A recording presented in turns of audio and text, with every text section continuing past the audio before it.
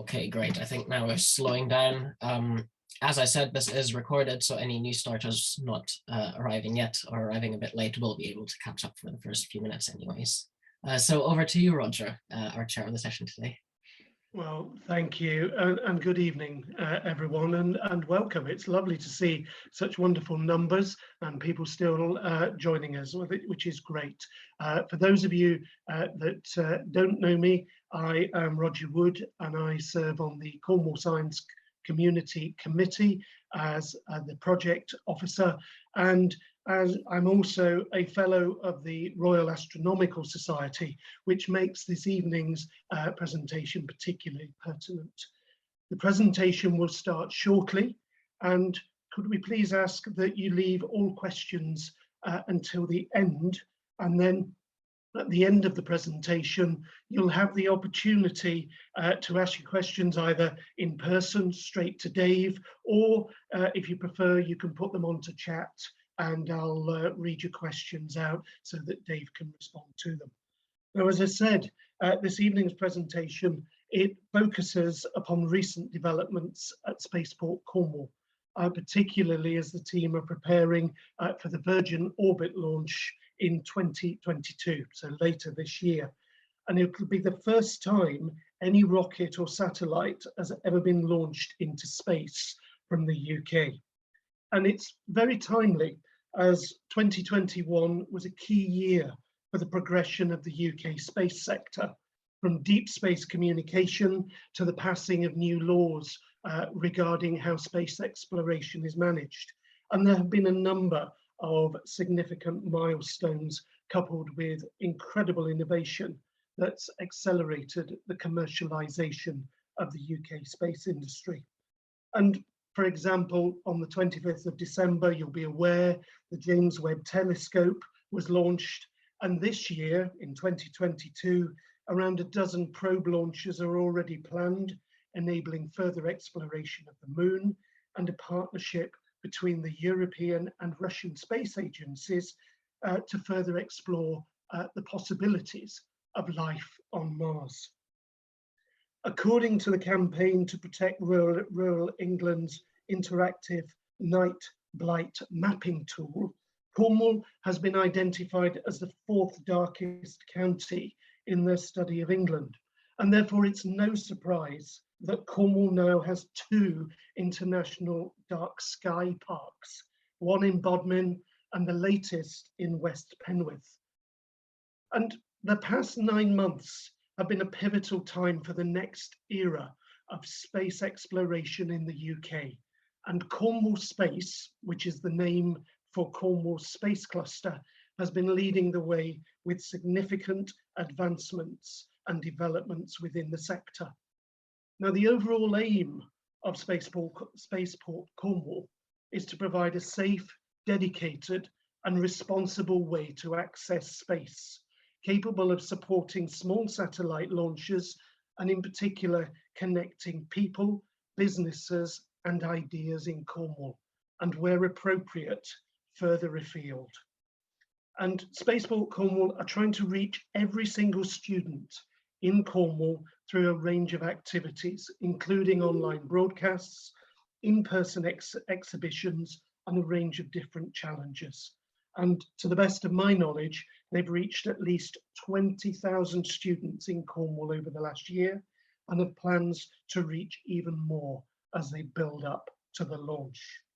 And all of which leads me nicely to this evening's speaker and the talk.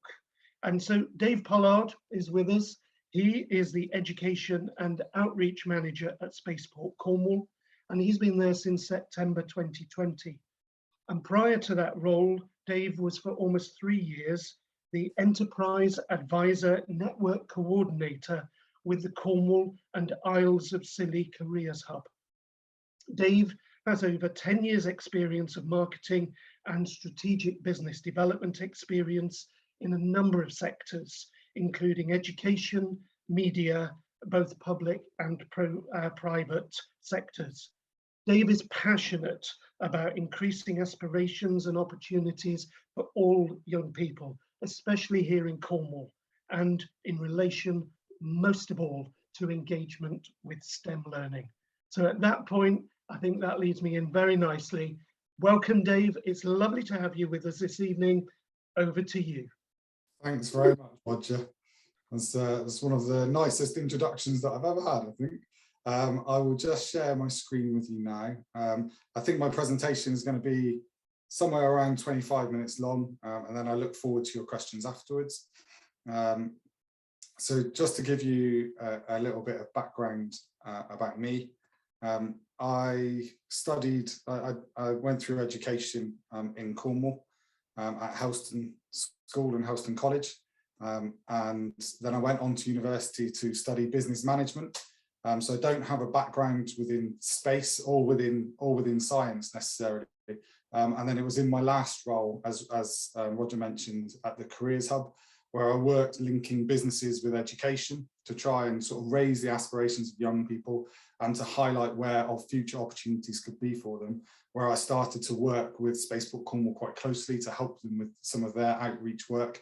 And when a full-time role became available, I made it clear to them that I was interested in working with them full-time. I was lucky enough to get taken on. And the reason I wanted to get involved with Spaceport is because I really see it as one of the biggest things to have happened to Cornwall in the last couple of decades. And I think if we can get it right, the ramifications of the opportunities can be huge for young people and for people living in Cornwall. And that's not to say that, you know, I don't want people to move down to Cornwall to work here, but I really want to help develop opportunities here for local people to aspire to, really. So that's enough about me. This is our sort of small team that we have currently at Spaceport. So I think a lot of people, when they hear about Spaceport, expect the team to be bigger, but at the moment we're a fairly small team as we've gone from sort of just an idea to launching next year. It's gone really from theory. 7 years ago, the government asked if different areas may be interested in becoming a spaceport, and Newquay tentatively and Cornwall tentatively put up a hand, and they were chosen because they've got one of the longest runways in the UK. It's a largely uncongested airspace, and it's a fairly rural area, but most importantly, it's got almost direct access over the sea, which is really important when it comes to launching rockets. A few years later, they sourced Virgin Orbit as their initial launch partner, and that really started to get the ball rolling. And it was when Virgin Orbit's first launch took place in January last year, so about a year ago today, that we really saw the things change and the speed of development start to grow a lot faster. And then in this picture, Luke Winfield, who's standing next to me, he came on board as the operations manager, and he's been writing all of the policy to actually make sure that the UK can launch, because none of that policy has ever been written before. So Mel in the front, in the blonde hair, she is our lead, and she's been in post for about the last year. Some of you may have known Miles Cardin beforehand, who led us for the previous sort of 7 years. And Mel's done a really fantastic job of sort of getting us out there and starting to really shout about the opportunities of space in Cornwall. So first of all, I wanted to show you a quick video, and then I'll move on to sort of why that's important to us.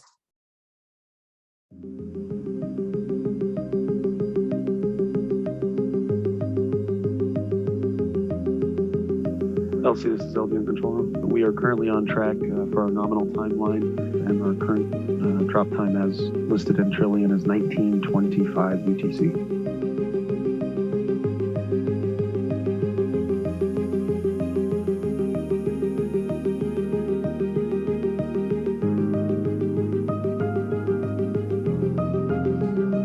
Planet controller and flight crew has been boarded the aircraft. Cosmic Girl, this is Orbit Base. You are go for takeoff. Copy, go for takeoff. Altitude 3000. And Orbit Base, Cosmic Girl is starting the turn to the inbound. Pulling now. Pull. Pulling. Release. Release, release, release. Wrist is ignited. Confirm Newton 3 engine startup. Max Alpha achieved. TBC's in first stage looking good. We had a pretty awesome view up here. Max Q Alpha achieved. Stage 1 burn nominal.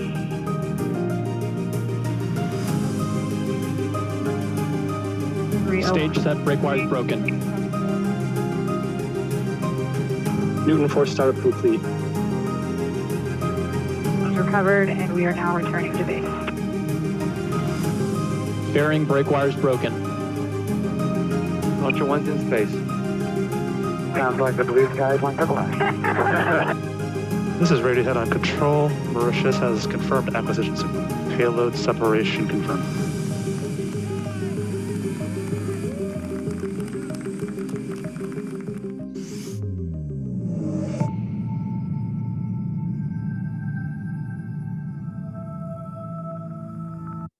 So that was Virgin Orbit's first successful launch, which took place in January last year. As you can see, Virgin Orbit are a horizontal launch system. So the rocket goes on the wing of a Boeing 747. That rocket in the picture is about 70 feet long.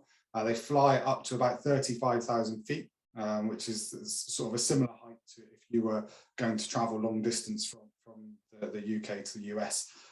Then they will drop about 5,000 feet before banking up to drop the rocket. The rocket's got a 5-second drop time and then will ignite and power itself up into space. And Virgin Orbit have launched twice successfully so far.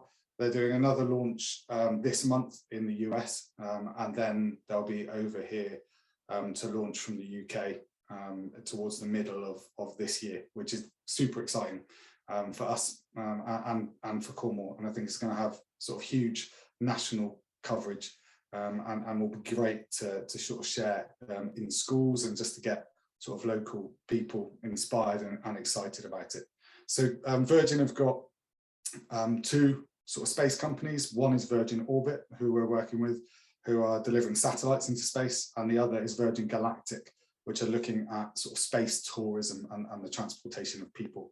And currently there's no discussions with Spaceport Cornwall and Virgin Galactic, and we're purely working with Virgin Orbit around satellite launch. I've got another short video now just to show you about sort of Spaceport, who we are and what we're planning to do.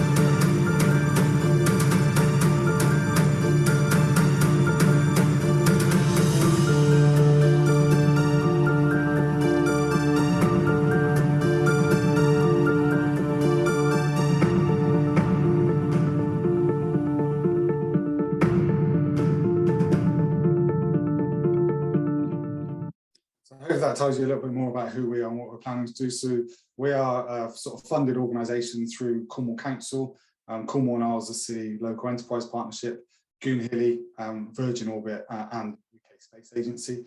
And this is what we're going to get to see towards the middle of this year. And you may have seen a lot in the news recently about space and sort of space developments. And the reason for that really is space is changing.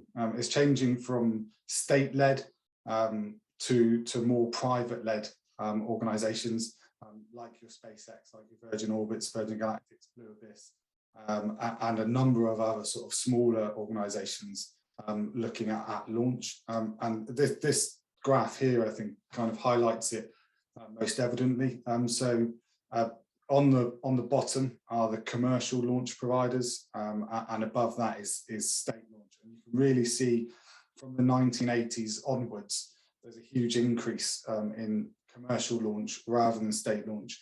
And I think a big reason for that is because commercial launch providers can take the risk a fair bit more easily than state launch providers. So I thought that graph was just quite interesting to put in. And the reason that we're seeing more and more about launch now is because we're using satellites more and more often, whether that's in regards to satellite data or looking at things like microgravity research. But satellite data is needed and is used if we're looking at smart cities, automation in regards to transport or in regards to work, things like offshore wind and farming. I've got a slide here that highlights sort of some of the areas of where satellite data is used. And, I think it's a struggle for humans to go throughout a day now without using satellite data in some form. But I still don't think we have a true understanding of how often we use satellite data, whether that's in the food that we eat, the way that we bank, or the transport that we use, or anything in regards to sort of fishing, farming, environmental side of sort of the monitoring. And I just thought this slide was particularly interesting just to have a look at in regards to how satellite data can be used. I've focused on a few sort of areas that may be of interest to you. I had a look on the website and saw on your website and saw sort of what areas some of you are interested in. But in regards to the oceans and things like sea surface colour, ocean temperature, looking at mapping, all of these things are done using satellites. And that's because satellites can get a true overall picture of a large area, whether that's a continent or a part of the world, that we cannot get through looking at that data on a more sort of micro level. Another one is in regards to farming. So there's an increase in farmers using satellite data now to map their fields. And that could be a low Earth observation satellite taking images of the land and seeing what colour changes there are. Or it could be looking at a farmer's field and highlighting where the green of the crop isn't as green as the other areas. And that can inform the farmer to then go out and either fertilise or use pesticide on that specific area of the field, rather than having to use it on the whole field. And there was a great BBC Futures documentary recently on exactly that, if that is of interest, where the farmer had the satellite data. That satellite data actually informed a drone that the farmer had, and that drone went and took really detailed images of the specific areas that the satellite highlighted. And then the farmer was able to then see why or what was happening to that crop. And then there was another one on the same programme about a cabbage planting, and it fed into a robotic planter that would go along and plant the cabbages in the right space, but then would also automatically weed in between them. And that sort of automation within farming and use of satellite data, I think, is only going to get larger in regards to that sort of agri-tech sort of field. Satellite is also very important to us in regards to sort of environmental mapping. This is a satellite called Sentinel-5P, which has been launched purely for environmental reasons. And this is looking at nitrogen dioxide levels across the UK. So you can see in the top right-hand corner is the day and the date. And the red on the screen is where the high levels of nitrogen dioxide are. So you can see throughout the week, Monday to Friday, there's high levels of nitrogen dioxide in the sort of city areas of London, Liverpool, Birmingham, Manchester, and then that drops off significantly over the weekend. And it's going to be really interesting to see with COVID how this has changed, because I would anticipate that a lot of that nitrogen dioxide increase is due to people commuting for work or for school. And with COVID occurring, it's really interesting to see what the changes are with that. But it's only by using satellite data that we're going to be able to get a true picture of this and to see what changes, what impact the changes on the ground that we make have on the overall picture in regards to sort of nitrogen dioxide, carbon dioxide, environmental concerns. I mentioned microgravity research. So space is starting to be used more and more in regards to research. So there's a researcher at the University of Exeter called Tim Etheridge. He looks at worms in space, so putting worms up into space, and then they put them through this almost like a brush and take pictures of the worms going through to see how the worms' bodies cope with being in space for a long period of time. And that research can be used in regards to humans, future space flight, but also looking about how our bodies age and looking at that on the ground.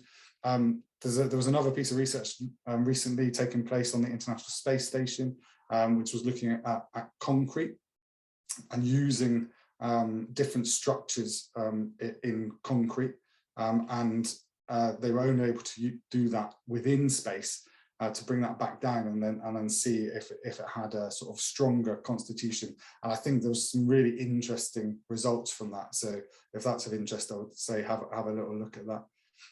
There was also researchers looking at how we may be able to fight cancer in the future through microgravity, because the cells don't have the same impacts that they have here on Earth in regards to gravity.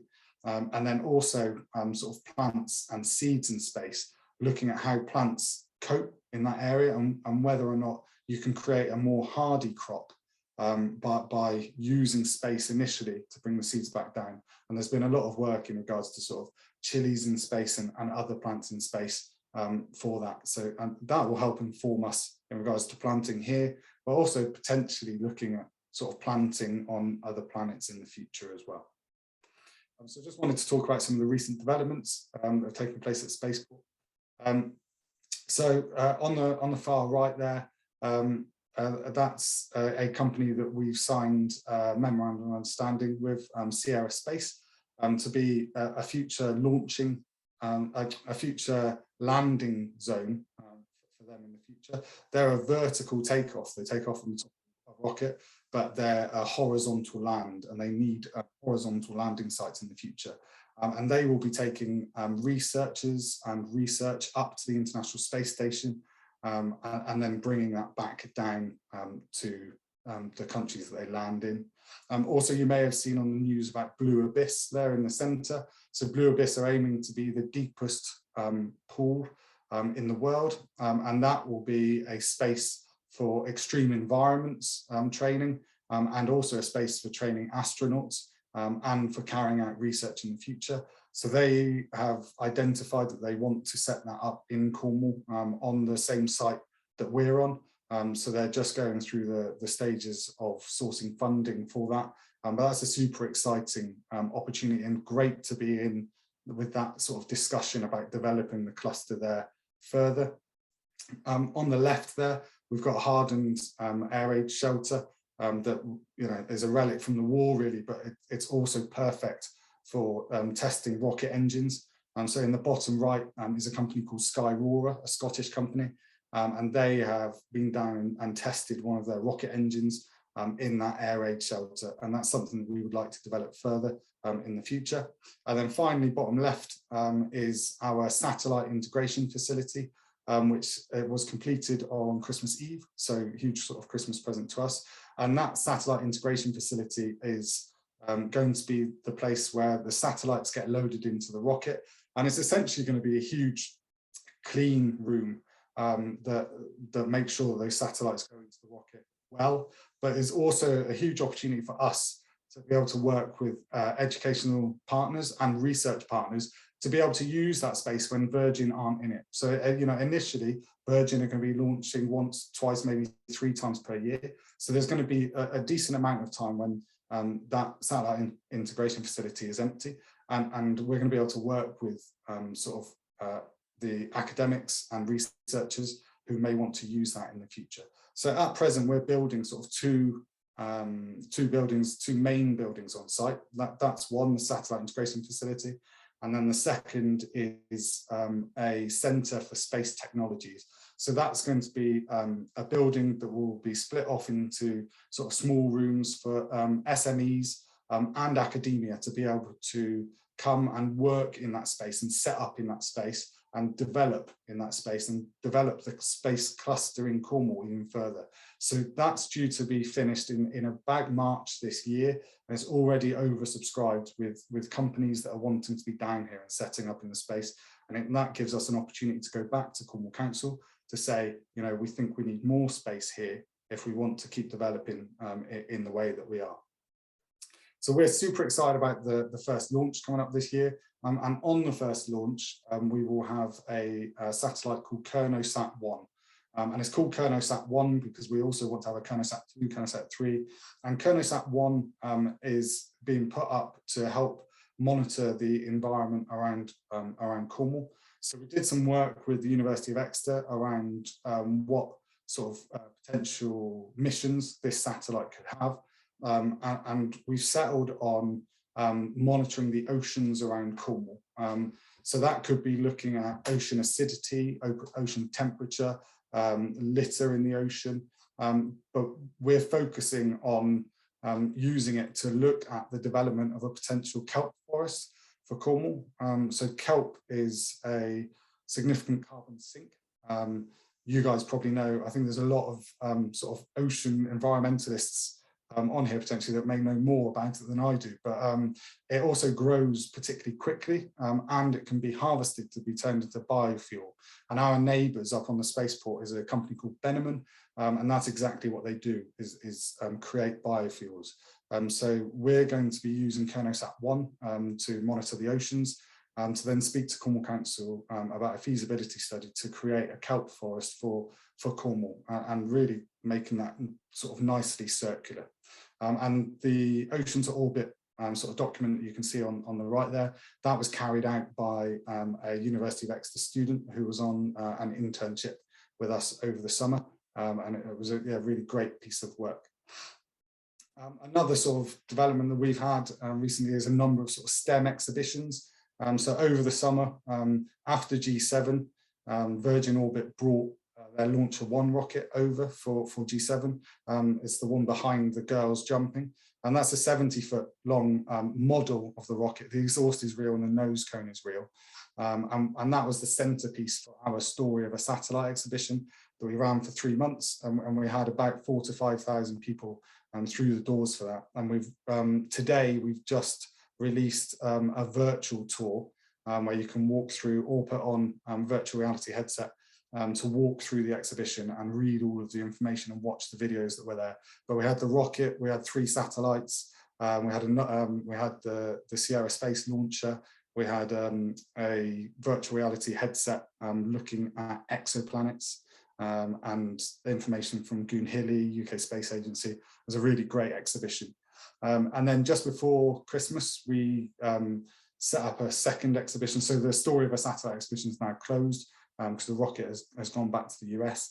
And then sort of in October, November time, we set up at Royal Cornwall Museum, who have got sort of content there all the way up to launch. And we're looking to run a series of talks at the Royal Cornwall Museum with sort of space partners that we have.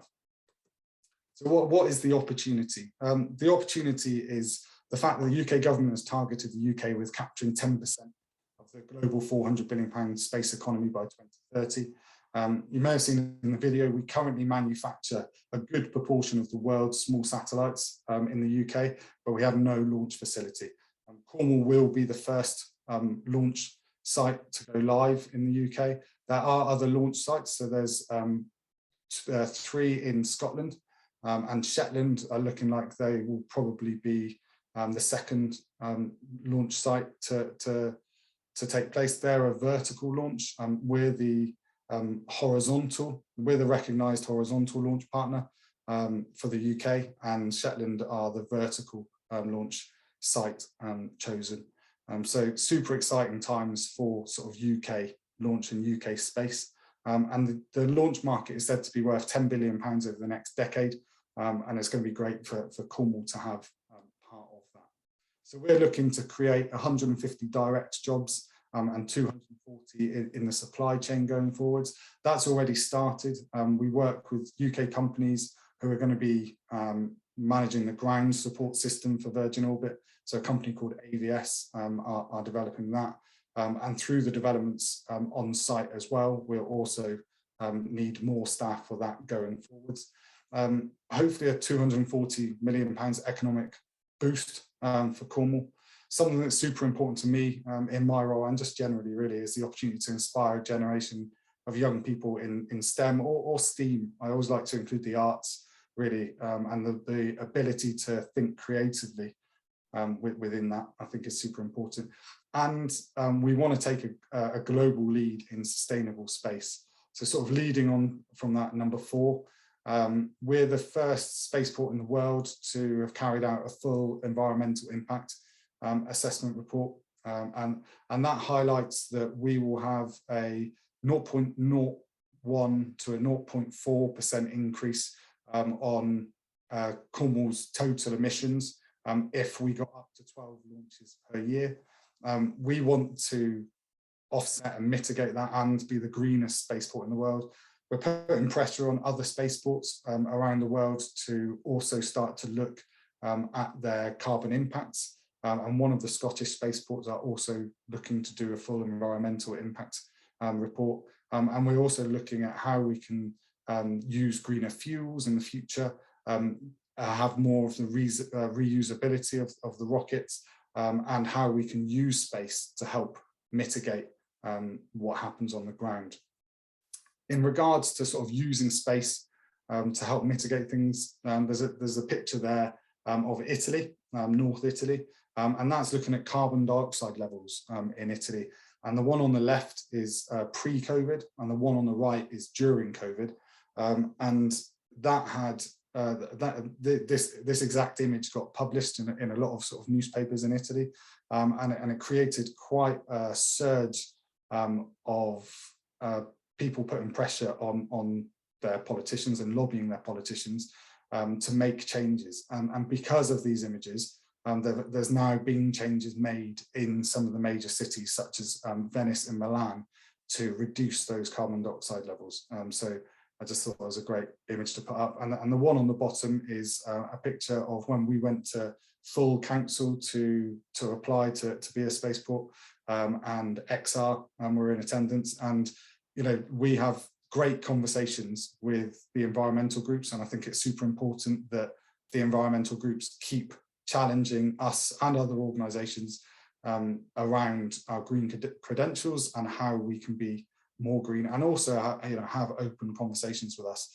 about how space and satellites can be used to help them to work towards some of their goals. You know, like I said earlier, we're launching Kernosat 1, but in the future we want to have a Kernosat 2, 3, 4, and we want to have missions that will support Cornwall in their carbon neutral aims in the future. What I said is really important to me around sort of inspiring a generation of young people. I wanted to highlight some of the things that we have going on at the moment.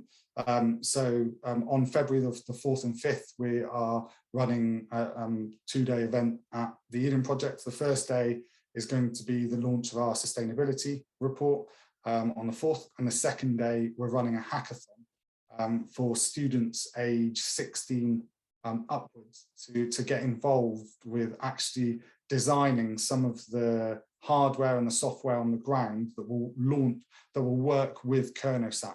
So we're looking at setting up a number of buoys off the Cornish coast that will help monitor the oceans, and students that get involved in the hackathon will be able to work with organisations like Falmouth Harbour or the Marine Ocean Conservation Trust, hopefully Surface Against Sewage, to work on some of the challenges they have and design some of those buoys, which will hopefully then get made into things that we use in the future. So I know some of you guys are involved with the colleges and the universities, so if you know any students who may be interested in that, just drop me an email and I can share more information about that. We're also running a launch crew competition, and that is for students age 11 to 16 to start to sort of become our media crew as we move towards first launch. So we're looking for students interested in journalism, on-screen reporting, video producing, podcasting, or social media, to then apply to be part of our crew, and then they will be supported with a professional PR company to create content as we move to first launch, and hopefully help sort of launch their future in within the sort of media or space sector. Inspiring students, I think, is super important, but what's equally important is making sure that there are courses and sort of education providers starting to look at how to develop that generation of young people. So we are signing a memorandum of understanding soon with the University of Exeter, and we do a lot of work with University of Exeter already, and there's hope that there'll be further development course-wise in regards to whether that's environmental space or looking at other sort of space-related courses or modules within their courses. And also Truro and Penrith College have recently set up Cornwall Space and Aerospace Technology Training, CSAT, it's alternatively known as. I had to put the writing on the screen because I always forget what CSAT stands for. But that is a £7 million build at Truro and Penrith College with super high quality facilities, which are going to be used with their space courses going forwards. And they're looking at launching a level 4 and level 5 space technician apprenticeship, and also having sort of some standalone courses there as well. So that's a brilliant development in Cornwall, and keeps things sort of in line with companies needing staff and making sure that we've got students who are getting the right level of training to be able to work in those companies in the future. And then finally, on the bottom right, I'm working with Falmouth University, and it's a bit of an idea at the moment, but I'm hoping that it's going to go somewhere in creating an immersive first launch, so a virtual reality first launch, where students or people across the country can put on a virtual reality headset, be put onto our Spaceport Cornwall site, hear talks from really innovative speakers, and then watch the first launch as if they were there. And that's something that I'm hoping to get developed to really create a legacy out of the first launch, and help sort of develop that sort of catalyst even further. My final slide, this is our sort of timeline going forwards. So in October 21, we submitted our space flight application. We were the first and only spaceport to do that. And that's now sitting with the UK Space Agency to come back and recommend any changes with us and Virgin to get to launch. It was a huge piece of work, and really great that was in and helps us work towards that middle of next year, or middle of this year, launch.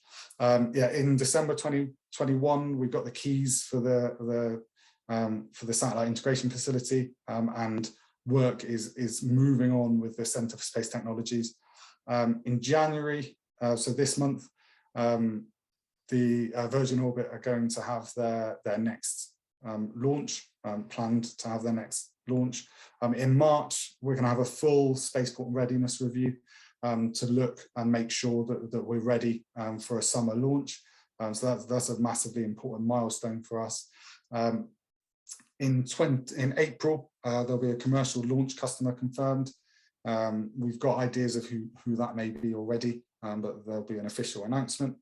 In June, we'll celebrate the Queen's Platinum Jubilee, and then around that time, there will be the first ever launch from the UK, which is super exciting and amazing. It's going to be amazing to actually get to that after so much hard work and so much time. That's it from me now. I think there's gonna a whole host of questions going in, hopefully. I've popped anybody who's interested, my email address is there on the screen, so if there's anything that you guys are interested in from what I've talked about, feel free to drop me an email and I will get back to you probably tomorrow. I will finish sharing my screen now and then look forward to any questions that you have. Dave, thank you very much. Thank you. I mean, it's a huge amount. I've just been scribbling away trying to keep up with everything, and I know I'm going to have to go back to YouTube and watch it and pause and watch it and pause. And it's very kind of you to be with us this evening. It's equally kind of both you and Spaceport Cornwall to be willing to share so much information at what is an imperative and sensitive stage as you prepare for launch. But what comes through very strongly is your enthusiasm, but also the benefits that can be there for Cornwall and further afield, the opportunities that you're looking to provide for the younger generation, but equally things like the environmental monitoring. And I do hope that there are people that are watching today that will get in touch with you about the event happening at the Eden Project on February the 4th and 5th, because I think that would be a fantastic starting point, particularly for those students who are keen to get involved.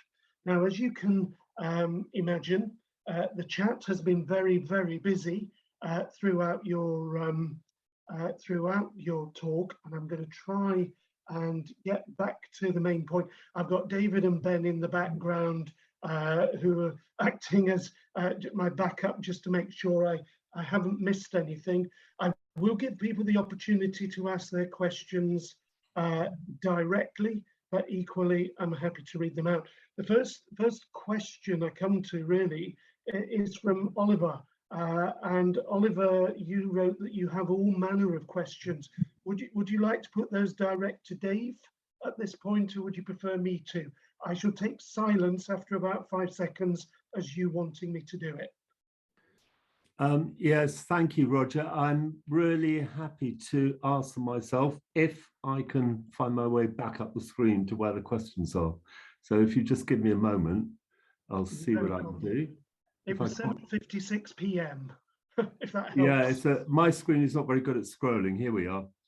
Well, I've got a lot of questions for you, and I mean, it's unfair to ask you the whole lot all in one go.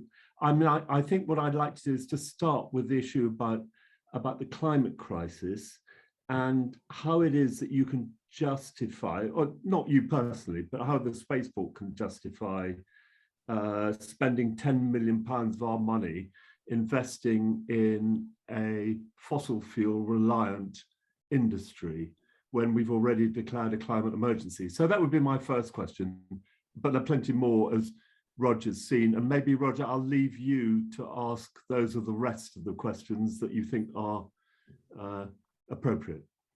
Okay, thanks, Oliver. There are quite a lot of questions there, and maybe I have to come back to those towards the end because we've got a lot of other questions coming in.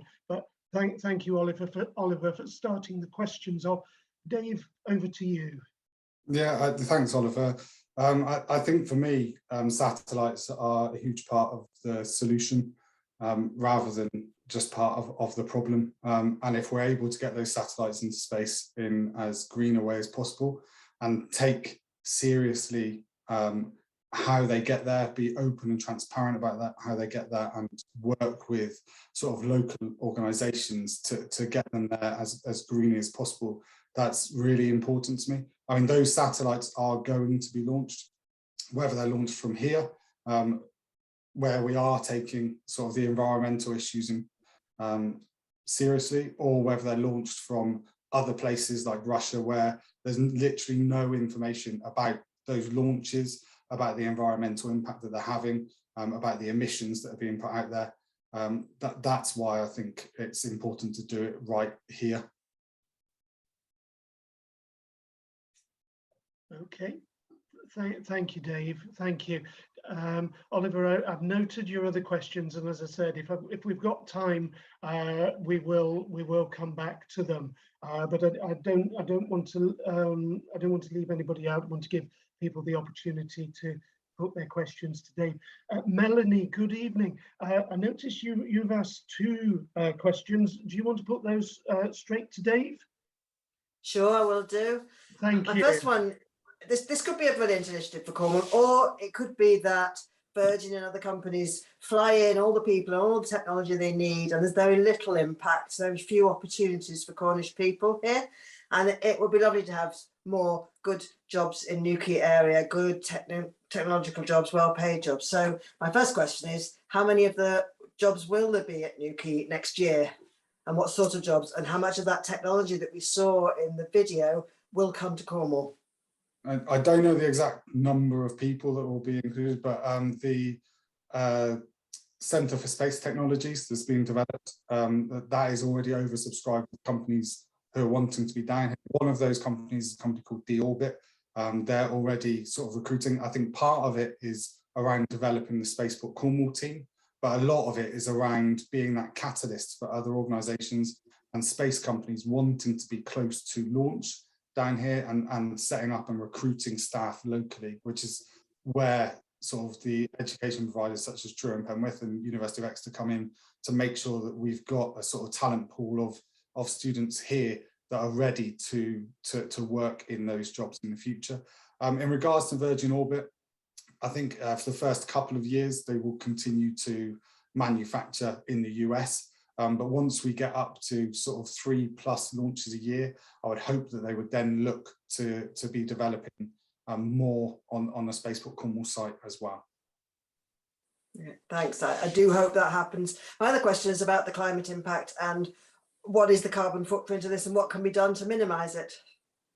So yeah, it's a naught. I don't know the exact number, but it's a 0.01 to a 0.4 % increase if we were up to 12 launches per year, which is the maximum that we can have without needing to go back to Cornwall Council to ask to launch more often. I think the things that can be done to minimise that is looking at greener fuels. We're working with the University of Exeter and a student there at the moment to look at alternative fuels, and there's a lot of work going on in the whole sector around using alternative fuels, whether that's hydrogen or looking at things like nuclear fusion in the future in regards to launch to reduce those sort of carbon impacts that it's having. But I think on the whole, whilst we're at sort of 1, 2, 3 launches per year, it's a very low impact on the sort of carbon emissions. Thank you, Dave. I think, I mean, there's a huge amount of information on the Spaceport Cornwall website, and I would recommend that to people. And Dave, I think you're doing very well there because you've got the figures pretty much at your fingertips there. But Melanie, 2 very good questions there. And I think if you do have a look on the Spaceport Cornwall website, it will give you those exact details for you. And I think Melanie's made a very good point there about making sure that more and more people are employed within the Cornwall area. Let's keep our talented people here rather than them necessarily having to migrate elsewhere. So thank you, Melanie, for that. I'm going now to Jill Robin Ratner, and a big welcome to you. You're in New York, and so Jill, welcome. Would you like to ask your question? Put it straight to Dave. Sure. I was just wondering if some of the programs, the online programs that you have might be available to people in the US. And I was just wondering, like, what made Cornwall like a good site for this whole facility? You know, I'm just wondering, like, how like all this was envisioned and why not another. I'm not even sure where Cornwall is. I have to really look it up on the map. So embarrassed. Yeah, I can answer that. Although I should know, I'm binge watching Downton Abbey once again. So like, I'm not sure Downton Abbey is particularly set in Cornwall, so I shouldn't worry about that too much. Great to have you on from New York. Thanks for coming on. So a lot of our talks and stuff that we do similar to this are open to a lot of people anywhere around the world. And I have carried out talks with sort of 1,000 people plus from all over the world.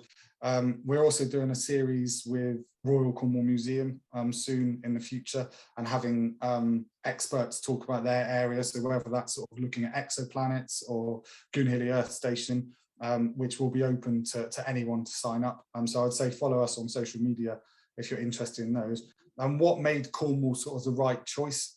So it was chosen because it's got one of the longest runways in the UK. It's got a largely uncongested airspace above it, but most importantly, it's got direct access, almost direct access over the sea, which is a safe zone in regards to launching rockets. So the UK were looking at creating their own launch facilities, because we've never had that before. And about 7-8 years ago, they put out a tender for people or places to sort of put up their hand and apply to be a future spaceport. And then we were one of the 7 in the UK to get chosen. So there's the sites in Scotland that I mentioned in my presentation. There's also a site in Wales who are looking at balloon launch, which could be a way off.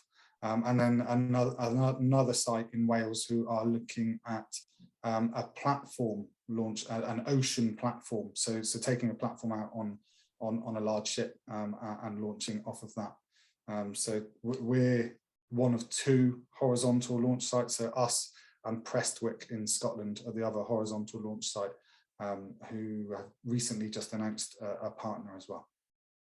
But yeah, thank you for the question. Thanks for tuning in, Jill. Thank you, Dave, for that answer, and also Jill, welcome to us. Downton Abbey is mainly filmed at Highclere House, which is nowhere near us, and also out in Oxfordshire. There's a particular village called Bampton. So if you are ever over in the UK with us, do go to Bampton, because you'll recognise many of the scenes there. Just a complete aside there. Questions still coming in. Vernon White, would you like to ask your questions? You've got a couple of questions there for us. Yes, there's quite a lot of worry around about space debris. I'm wondering if you feel it's justified to go on shooting satellites up to the low Earth atmosphere until we've got a legal framework for controlling space and limiting hits and near misses that have been happening recently. Chinese nearly had a space station shot down, didn't they? Yeah, I mean, I think it's super important to get that international regulation and policy in place. I mean, all satellites launched with us will have a deorbiting policy. So the satellites that launched into low Earth orbit with us will have a shelf life of approximately 5 years. And then they will all have an end of life plan, and that is likely to be pushed down into the Earth's atmosphere to burn up. But I think that needs to be part of international regulation and international policy that isn't quite there yet, and there does need to be pressure put on that to have an international agreement that anything launched has an end-of-life policy in the future. And there are some really great organisations looking at that sort of space debris problem. So there's a company called Astroscale who are looking at sort of tethering onto some of the larger satellites, the larger defunct satellites that are up there, and then either bringing that back down to Earth or pushing it out into space to move out of the sort of areas that satellites are launched. There's other companies as well who are looking at sort of using a harpoon to attach to them, or possibly even using a net to capture some of those old satellites that are up there. But yeah, I think you're absolutely right in the fact that there needs to be some more international regulation and some more pressure. What research has been done on burning up satellites in large quantities? And yeah, I have read the research, and there's no or a very discernible impact to burning satellites up into the atmosphere. The only issue they had with that that I read about was a Chinese satellite that had been launched with a nuke on it, and that had an impact on the atmosphere. But the satellites launched just doing sort of low Earth observation, or your standard satellites, won't have any impact on the Earth's atmosphere. And so some of the satellites are going to be extreme use militarily in mapping things below them. Are you aware of any legislation around internationally to prevent us becoming a target once we've got our spaceport? I am not sure about that. I'm not sure about that either. I'm going to have to, Vernon, thank you very much for your questions. Hopefully, if there's time, it's something that we might return to. I think just picking up on that point, I think one of the things that is coming across loud and clear, both from Dave and from the Spaceport Cornwall website, is that whilst we cannot monitor and necessarily regulate what other countries are doing, some of whom are very well known to us, I think it's about leading by example from the front and doing what appears to be the right thing based on the research that is available to us, some of which Dave has mentioned. But I think if Spaceport Cornwall can lead the way, they almost can become a test case on this that may be used nationally within the UK, but also hopefully further afield. But none of us are as green as the grass we sometimes lie down on. And we know that other countries may do things differently. I'm going to move on from there. Oliver had added another question, and I'll ask it on Oliver's behalf. Virgin reported on 22nd of December that actually the first launch from Newquay would be in 2023. Have you heard anything about that, Dave? No, it's definitely not planned for it's definitely planned for summer. We've got a tentative date, and it is summer this year. Okay, lovely. A statement here, not so much a question, from John to say that, and he's just answering some points that other people on the chat have made.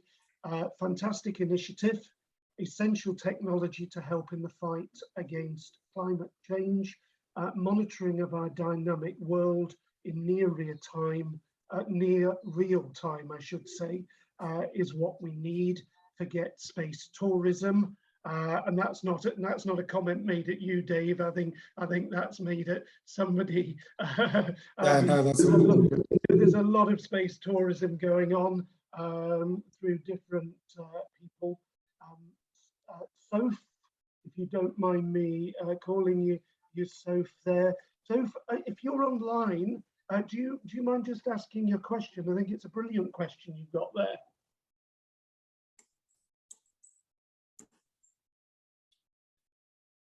Not sure if Soph is still with us. I'll start to ask her question, and if she's there, she might want to join us. She's put, this is super exciting. What an amazing place to work, and definitely an amazing way to put Cornwall on the map. It is a shame that, yes, it will have an effect on the planet, but it was going to happen somewhere in the UK. So why not have it in Cornwall to create jobs and opportunities for further generations and future generations? It's also incredible that the satellite has been chosen to look at Cornwall's oceans. And what were the other suggestions for the satellite's use, please, Dave? Yeah, great question. Thanks, Sophie. Yeah, so we had a number of sort of other ideas. We put on a big event with University of Exeter researchers, and there were a number of ideas around sort of agri-tech using the satellite to monitor the health or the temperature or the acidity of farmers' fields. There was also talk around potential of using it in regards to being more efficient in regards to tourism. So using it in some way to engage and inform tourists about how busy certain areas are, which may have been used to cut down on transport time. But the oceans one, I think the University of Exeter have been looking at kelp for a sort of longer period, and that was quite a clear winner initially. But we're really hoping that KernoSat-1 will be used to sort of open the minds of people locally around how satellites can be used. You know, we don't have all the answers about where they may be best to be used in different sectors, but some of those sectors will have those ideas. And if we can make it work in Cornwall and then scale it across the UK or even the world, then I think that has some really great benefits for the area. Brilliant. Thank you, Dave.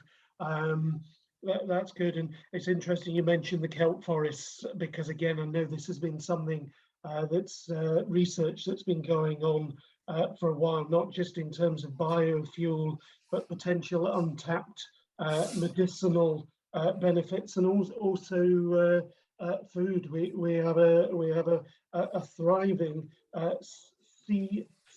seafood community that is developing here in Cornwall, and again that may lead to further income and employment and opportunities for a whole range of people, not just young people that have been mentioned, but different generations. John, I don't know if John is online. You've made a point about tying in using Cornish geothermal energy for your space heating, maybe even power. John, if you're with us, do you want to just clarify that? That sounds really interesting. Well, I'm here, yeah. I mean, this ties in with the carbon footprint and the emissions issue big time, because geothermal energy, as many of you may be aware, we've been drilling at United Downs and at Eden Project now, produce power. But it can also be used for space heating at shallower levels. And I'm thinking particularly of the blue pool. You know, the geothermal pool that the pool you're thinking of could be heated by geothermal energy. And I think some of our people, some of our team may have been in touch with you. So I'm probably speaking out of turn, but I'm just saying that there's a local Cornish industry, you know, which is really growing, and you know, there's an opportunity there to reduce your carbon emissions. Yeah, I'm a huge advocate for geothermal heating. And I know there's sort of another 4 or 5 plans in at the moment in sort of Tolvaden and other areas that I really think people should get behind and support, because I think we have a huge sort of benefit in the fact that we're sat on that basilith of granite. Yeah, can use that to help heat homes in Cornwall and power homes in Cornwall. That to me can only be beneficial. When you look at countries like Iceland, who are sat on sort of similar rock structures and the way that they're used to be almost carbon positive, then I think there's a massive opportunity for Cornwall, and I think it's brilliant. I mean, I'd hugely welcome something like that. It obviously wouldn't be for me to decide, but I'd hugely welcome something like that up on site. I'd imagine, so it's the Blue Abyss team who are doing the deep pool, but if they're not aware of it, it would be well worth sort of having a discussion with the Blue Abyss. John Vickers is the name from Blue Abyss. Okay, I might drop you an email. Yeah, but I love geothermal. I think it's great. Okay, thank you. That's fantastic, John. Thank you. And that would be great if it could. It sounds like it could be the start of a very good and worthwhile partnership and collaboration. As Dave says, it's not something he can necessarily give the green light to, but it would be fantastic to tie in all these different wonderful science-based industries and exploration that's going on. We're very much at the early stages, and if we can all work together, that would be wonderful. So thanks, John, and thank you for joining us. I'm going to move to Martin Wren Hilton, who said this is a fantastic initiative and will help cement Cornwall's position as a place for innovators and entrepreneurs, bringing valuable skills and jobs to the region. I applaud the efforts of those involved that are making this happen. Well done. Oliver, Henry, you're making a whole range of points that I'm going to run out of time before I go through them all. It might be that Henry wants to contact Dave direct over some of the points that he's making. Oliver, I've just noticed someone's raised their hand. I'll come to you in a moment. Oliver, you're clearly fully engaged with this. You've got. Let's have a look. I'm just going to summarize this. I'm assuming, Dave, you can see the chat as well. So Oliver's question here from 8 to 9 p.m. He mentions the fact that we know that there are satellites that are being used for a range of, as Oliver puts it, military uses and an alarming increase. Are you and Spaceport Cornwall proposing to limit Spaceport Cornwall use for climate-related purposes? Dave. I think the questions about that climate and meteorological services are just a small proportion. And I hope in my presentation, I focused on one area of environmental. I looked at a number of other areas of where satellites are being used in regards to transportation, agri-tech, our food production, our fish monitoring. So no, not proposing to limit Spaceport to just climate-related purposes, but that will be one use and something that is super important to me and the whole team. I'll be honest, I've never worked with or met many other people who have more of a green hope plan than Mel, who manages us at present. Everything we do, our website is a carbon neutral website. Everything we do has a factor of environmental focus and concern around it. And yes, there is going to be some carbon impacts from what we're doing, but we are taking it seriously and trying to challenge that wherever we can. So yeah, that's hopefully answered that one somewhat. But yeah, the satellites that are launched, some will have some environmental missions, others will have other missions depending on what our commercial customers need to have launched. Okay, lovely, thank you, Dave. I'm very aware of the time. You've been in the spotlight for over an hour. This meeting will normally finish at 9 o'clock, so I'm going to try and get through as many as I can. I'm aware, Paul, that you've got your hand up, but I've also got at least 10 other messages waiting for me, so I'm going to go for it here. Rogan, are you still with us? Would you like to ask your question?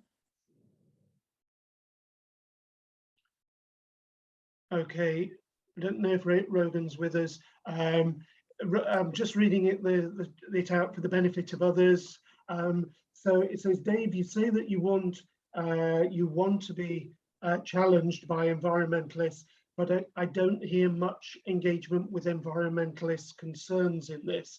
So I'm going to add a little bit to that. Are those conversations happening with the environmentalists, and how do you actually calculate and weigh the environmental benefits versus the environmental damage which many are now fearing? Yes, we do discuss, so we have discussions with our environmental organisations like Surfers Against Sewage, the Ocean Conservation Trust. We're working with the University of Southampton in regards to sort of some of their ocean monitoring, especially in regards to Kernosat. I know my boss has met with some of XR and Oliver from XR. I don't know if it's the same Oliver that's on here, or not, but I know that she met with him a couple of weeks before Christmas. You know, as much as a small team can, we try and engage where possible.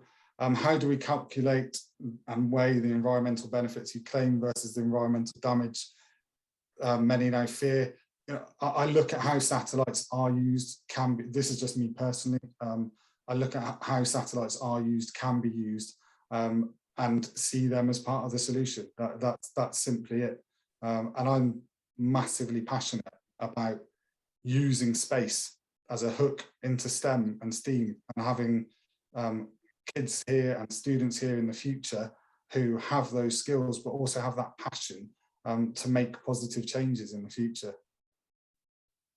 And I think a key point there, I mean, you mentioned STEM and STEAM, and some of the technology that you're working towards and that we're working towards as scientists and within technology, within environmental sustainability, that may not necessarily exist at this moment in time.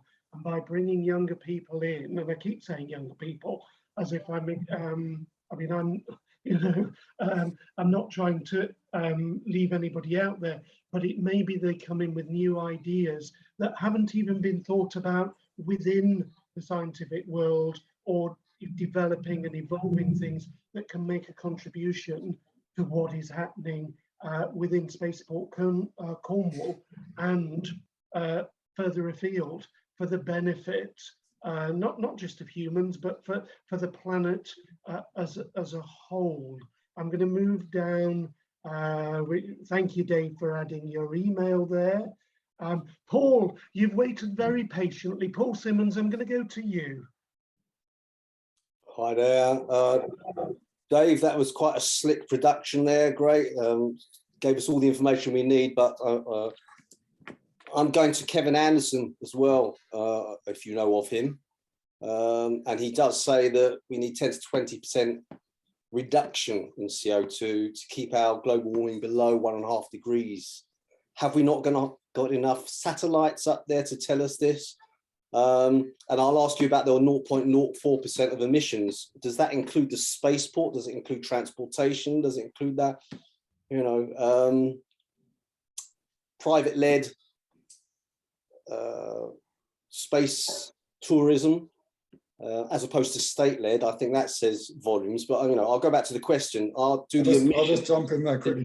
We're not talking about space tourism in the slightest.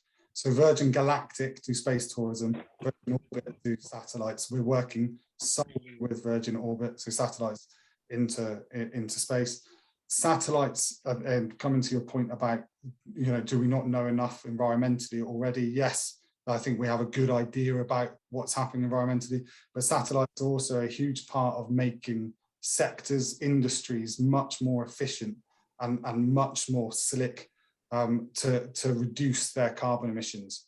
You know, if we can make sectors like agriculture more efficient so that they're not fertilizing or using pesticides on an entire field, that saves on those chemicals, but it also saves on the carbon dioxide that's being emitted. And that can be done using satellite data to make some of those processes more automated and more efficient going forward. Satellites won't change that because, you know, especially with agriculture, we already know the problems, and that's the industrial sector that we have, which is agriculture, as opposed to regenerative and things like that. So I'm just saying, are you not doubling up? And I just want to question you on that 0.04% emissions. Does that include the spaceport itself and all the workings of it? I think it does. The full report is on our website, so spaceportcornwall.com. If you want to have a look at the full report, you can have a read of that.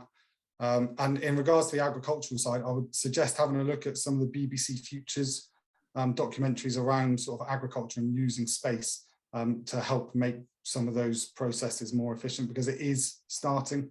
I think we're at the start of a sort of long upwards curve of using technology within some of these sectors that haven't necessarily used technology as much in the past.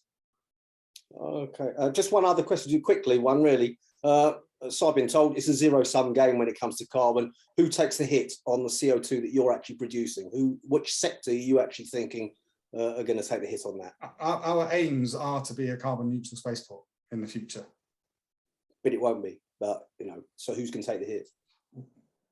We're working towards being a carbon neutral spaceport in the future. Like that is genuine. I'm a Cornish lad, passionate about where I live, and about all of this whole area. I want us to work towards being a carbon neutral spaceport as much as Mel, our CEO, does. And we are working towards that. Yeah, and I've got a Cornish company as well, and I stopped working abroad to save carbon dioxide. So I stopped 75% of my work. That's how passionate I am as well. That's great. Well done, I say. Thank you. I'm going to come in there. I think you've raised some very interesting points there, Paul. And again, this is something that is happening, and it's something that is going ahead. And when it comes to anything to do with satellite launches, space exploration, we will always face a divided community. And I think it was Rogan who made a point above, who said, if we don't do it, others will. And as somebody once always said, actually said, if we don't do it, then who? And if not how, if not when or how. I'm going to change the subject ever so slightly. Again,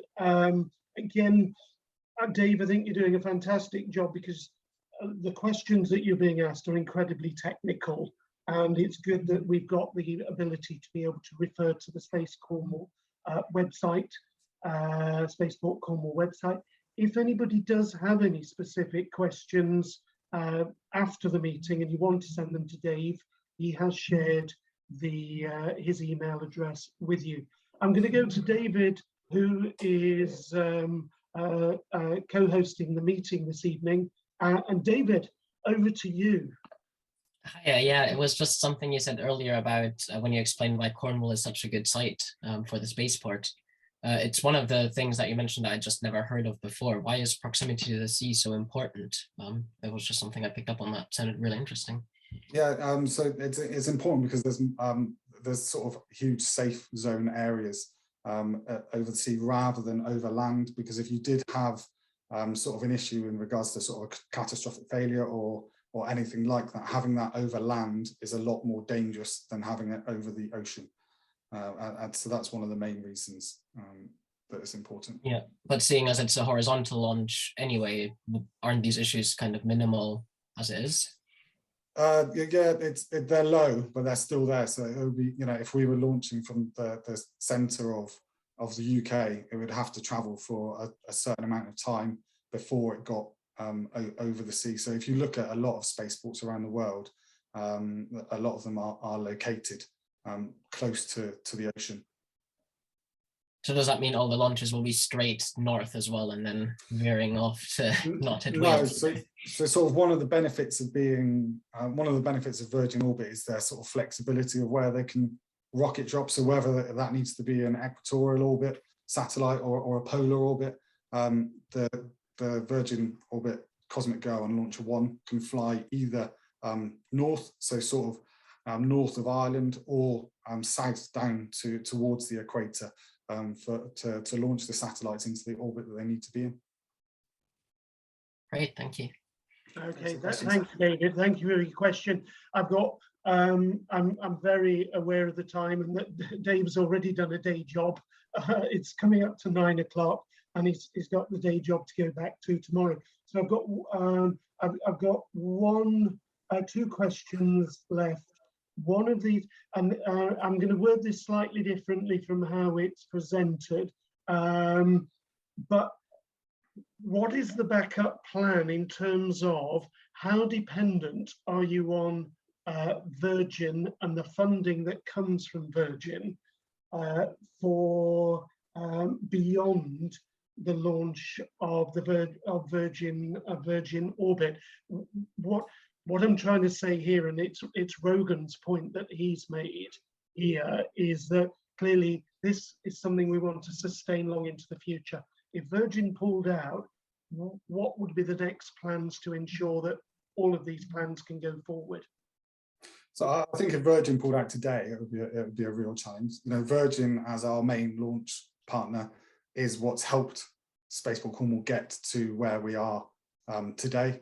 There's other sort of spaceports around the UK who haven't had a launch partner that are nowhere near as far forwards as us, because they haven't had that sort of focus to be looking towards a launch. Going forwards, you know, we're hoping that in the same way that the airport has different flight providers, we will have different launch or landing partners. So Sierra Space was one that I mentioned, but there's also discussions with other organisations who may look to launch in the future, or to use us as a landing site in the future. But I think for me, the biggest opportunity is, you know, we're going to have that first launch. We're going to have huge national coverage on that.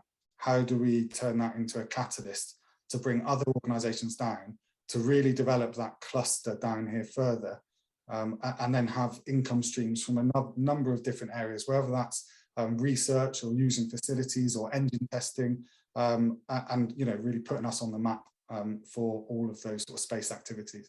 So yeah, at the moment, I would say Virgin Orbit are an incredibly important customer to us, and they'll always be an important customer. They've chosen us as their European launch site, which is pretty massive, but we want to have other, you know, more diverse streams of income in the future. And in regards to sort of how much funding comes from Virgin Orbit, they've put, I think it's around 2 million into the project overall, but much bigger than that, what they bring is the technology. You know, that technology has taken 10 years for them to develop, and many millions of pounds, and they're bringing that here to work with us. Brilliant. Okay, thank you, Dave. That's great. I just have a very quick question. You've mentioned the national coverage of the launch when it happens. Have you got any particular plans for sharing this in Cornwall, either opportunities to observe the launch live, or how are you going to engage the wider community? I'm thinking of the younger generation that you're trying to inspire. If they were able to observe the launch, and it might be something that you never know. It might be that person that it just kickstarts a whole career. Yeah, totally. You see a lot of people now who, you know, who were inspired by the Apollo missions, and they've gone on to you know, create new product services. So we're planning to have a 3-day sort of launch festival around the first launch. Also, I know there's some discussion with sort of high-level media organisations to cover it on a national level. I'd love to see us, depending on when it happens, sort of day-wise and time-wise, I'd love to see us try and get some big screens in schools so they can watch that first launch. And then also, as I mentioned on my slides, I am looking to develop an immersive first launch where anyone across the world could put on a virtual reality headset and see that first launch and follow that first launch as if they were actually there. Because, you know, from Newquay, all we're really going to be able to get to see is the plane take off with a rocket under the wing, which is going to be quite exciting anyway. But it's not like a vertical launch where you're able to actually see that rocket go up into space. That plane is likely to fly for between 2 and 3 hours to get to that drop point that it needs to be to get those satellites up into as near a position as possible to be in the orbit that they need to be in. Lovely. Thank you. Well, it is coming up to 9 o'clock. I'm aware of the hour. I'm aware that you have got a long day ahead of you tomorrow. You've had a long day behind you. But thank you very much, Dave, for being so willing to join us this evening to outline, despite mixed opinions, the exciting project that you already have in place in Cornwall, and the planning that's being put into place to make sure this not only can be sustained into the future, but that can also have major benefits, not just for Cornwall, which clearly is our main focal point, but further afield, hopefully long into the future. And if anybody this evening does have particular questions that I haven't had the chance to get to or you want to follow up with, I'm sure Dave would be delighted to hear from you in the future. So thank you very much, Dave. Well, thanks very much for having me on, Roger, and thanks for the questions. Oh, thank you. And thank you to everyone that's joined us this evening. I think our maximum audience was 35, which is brilliant. Thank you for all joining us, and thank you, and have a wonderful evening. And we look forward to hearing more about this exciting project in the future.